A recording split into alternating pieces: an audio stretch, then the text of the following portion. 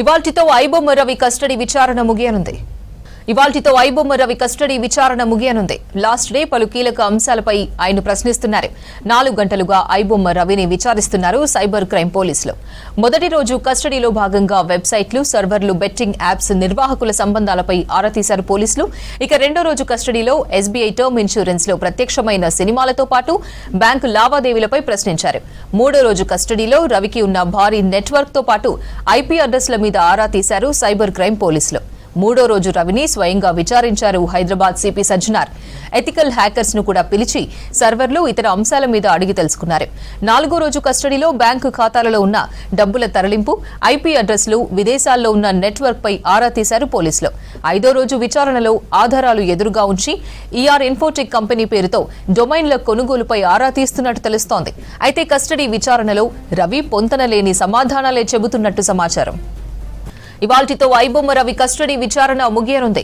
Last day పలు కీలక అంశాలపై ఆయన ప్రశ్నిస్తున్నారు. 4 గంటలుగా ఐబొమ్మ రవిని విచారిస్తున్నారు సైబర్ క్రైమ్ పోలీసులు.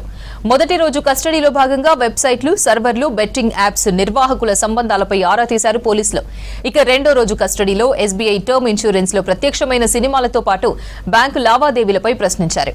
మూడో రోజు కస్టడీలో రవికి ఉన్న భారీ నెట్వర్క్ తో పాటు ఐపీ అడ్రస్ల మీద ఆరా తీశారు సైబర్ క్రైమ్ పోలీసులు.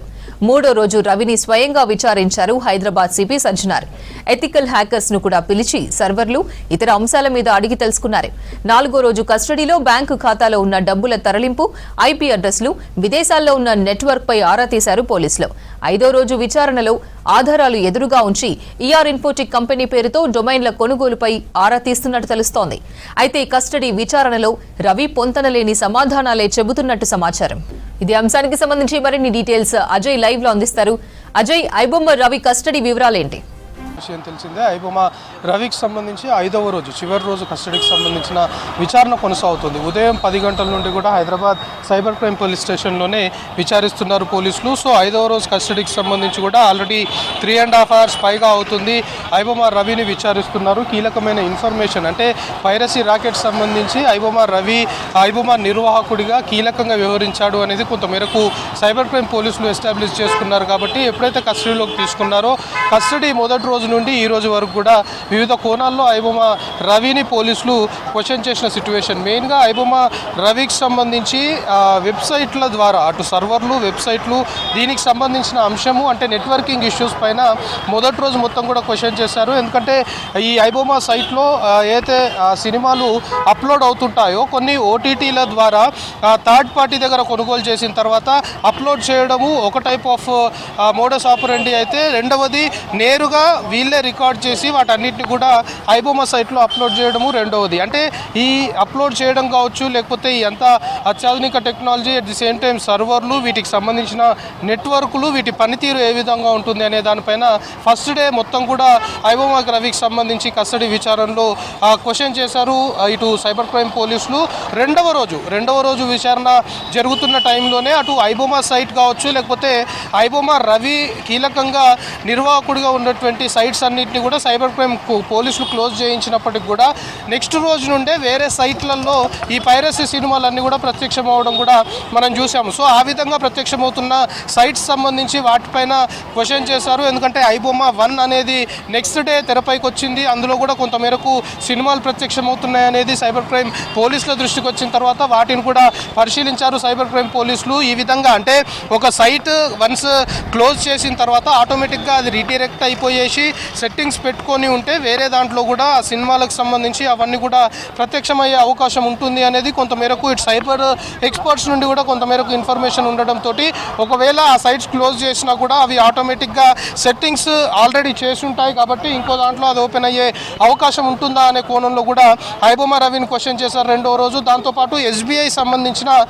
ఇన్సూరెన్స్ సైట్లో కూడా ఈ ఫిలిమ్స్ ప్రత్యక్షం అవ్వడంతో అటు ఎస్బీఐ సంబంధించిన టెక్నికల్ టీం కూడా ఇటు ఇటు సైబర్ క్రైమ్ పోలీసులకు కొంతమేరకు ఇన్ఫర్మేషన్ ఇచ్చింది. సో రెండవ రోజు ఐబొమ్మ రవి కస్టడీ విచారణ కొనసాగుతున్న టైంలో ఈ విధమైన కొన్ని వెబ్సైట్లలో సినిమాలు ప్రత్యక్షం అవడంతో వాటిని బేస్ చేసుకొని కూడా రెండవ రోజు ఐబొమ్మ రవిని సైబర్ క్రైమ్ పోలీసులు క్వశ్చన్ చేశారు. ఇక మూడవ రోజు మొత్తం కూడా ఈ ఐపీ అడ్రస్లకు సంబంధించి, ఎందుకంటే ఇటు నెదర్లాండ్స్ కరేబియన్ దీవుల కేంద్రంగానే ఈ పైరసీకి సంబంధించిన రాకెట్ మొత్తం కూడా ఐబొమ్మ రవి నడిపిస్తున్నాడు. దాని యాక్సెస్ మొత్తం కూడా అతని చేతిలోనే ఉంది. అతడు ఎక్కడుంటే అక్కడ వాటికి సంబంధించిన యాక్సెస్ ఉంటుంది అనేది కొంతమేరకు పోలీసులు ఎస్టాబ్లిష్ చేసుకున్నారు. అట్ ది సేమ్ టైం ఈ సర్వర్లకు సంబంధించి ఐపీ అడ్రస్లు ఏవైతే ఉంటాయో ఎప్పటికప్పుడు ఆ ఐపీ అడ్రస్లని చేంజ్ చేసుకుంటూ ఎవరికి అనుమానం రాకుండా మొత్తము ఈ పైరసీకి సంబంధించిన రాకెట్ని నడిపిస్తున్నారు. కాబట్టి సర్వర్లు, networking, at the same time ఈ ఐపీ అడ్రస్ల మార్పు పైన పూర్తి స్థాయిలో కూడా మూడవ రోజు రవిని క్వశ్చన్ చేస్తున్న టైంలో కొంతమేరకు అతడు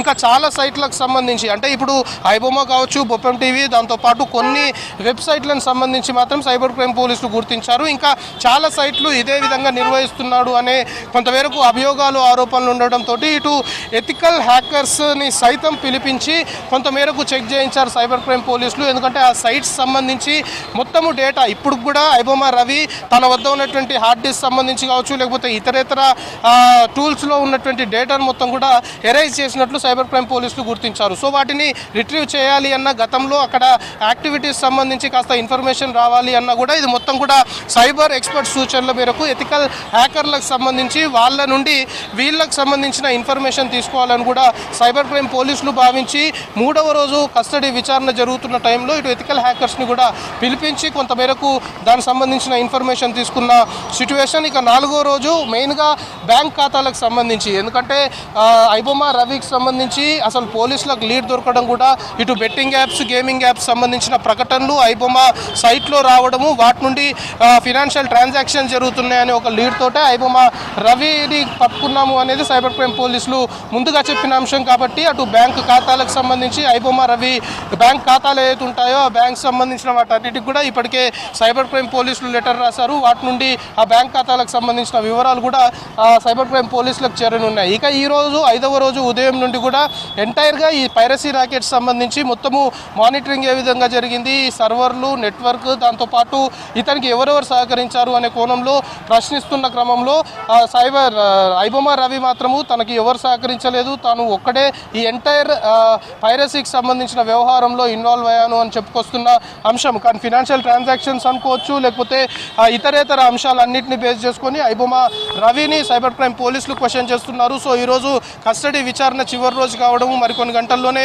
ఐబొమ్మ రవి కస్టడీ విచారణ పూర్తయిపోయిన తర్వాత తిరిగి న్యాయస్థానంలో ప్రొడ్యూస్ చేస్తారు. ప్రొడ్యూస్ చేసిన తర్వాత చెంచల్ కూడా జైలు తరలిస్తారు. అయితే ఐబొమ్మ రవిని మళ్ళొకసారి కస్టడీ కోరే అవకాశం కూడా ఉంది. సో సైబర్ క్రైమ్ పోలీసులు కస్టడీ కోరితే న్యాయస్థానం మళ్ళీ కస్టడీకి అనుమతిస్తుందా లేదా అనేది చూడాలి. కానీ 5 రోజుల కస్టడీ విచారణలో మాత్రము సైబర్ క్రైమ్ పోలీసులు ఆశించిన మేరకు సమాధానాలు రాబట్టలేకపోయారు అనే ఇన్ఫర్మేషన్ అయితే అందుతుంది. ఎందుకంటే ఐబొమ్మ రవిని ఏది క్వశ్చన్ చేసినా కూడా తను మర్చిపోయాను, లేకపోతే గుర్తులేదు, తెలియదు అనే సమాధానాలు వినిపిస్తున్నాయి. ఎంటైర్గా సర్వర్లు, నెట్వర్కింగ్ కావచ్చు, లేకపోతే బ్యాంక్ సంబంధించిన వివరాలు, ఇతరేతర అంశాలు, ఐపీ అడ్రస్ సంబంధించిన బేసిక్ ఇన్ఫర్మేషన్ అనుకోవచ్చు, ఆ క్రెడిబుల్ ఇన్ఫర్మేషన్ మొత్తం కూడా సేకరించాలని సైబర్ క్రైమ్ పోలీసులు భావించారు. కానీ ఐబొమ్మ రవి నుండి మాత్రం కొంత మేరకు నోరు మీద పట్టలేడు, ఆశించిన మేరకు సైబర్ క్రైమ్ పోలీసులు సమాచారం సేకరించలేదు అనే ఇన్ఫర్మేషన్ అయితే వస్తుంది. సో మరి కాసేపట్లోనే 5వ రోజు కస్టడీ విచారణ పూర్తయిపోయిన తర్వాత న్యాయస్థానంలో ప్రొడ్యూస్ చేసి మళ్ళీ ఐబొమ్మ రవిని చెంచల్గూడ